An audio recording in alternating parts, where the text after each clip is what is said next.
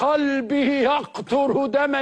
النهارده هات يا ابني التويته بتاعتي. انا قلبي قلب الام، قلب الام، قلبي كان حاسس، وقلبي دلوقتي بيقطر دما زي ما قطر دما على الاهلي امبارح. يجي اول السيزون نقول ايه؟ الزمالك في القمه والاهلي يتدهور.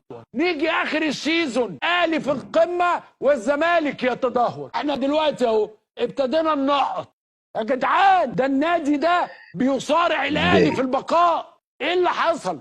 يعني انا دخلت البرنامج يعني لازم اقعد قدام الماتش. كل املنا الكبير قوي ان احنا نتعادل كل سنه كده. يعني كل سنه الاهلي يسيب لنا شويه كده فنقول ايه؟ درجت درجت درجت. بعدين فجاه التصوير البطيء بقى تبتدي بقى ايه؟ درجت درجت.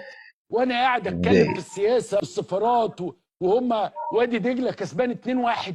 قلبي يقطر دما منكم لله. دايما كده رافعين لي الضغط ومنكدين عليا. وقلبي يقطر دما. اللهم لا شماتة، يعني اللهم لا شماتة. هقول لك ايه؟ مش عارف اشمت فيك. اشمت فيك ايه؟ انت فيك حيله اشمت فيك. بوريك ان هي مش دايما. امبارح كنت ايه ودلوقتي بقت ايه.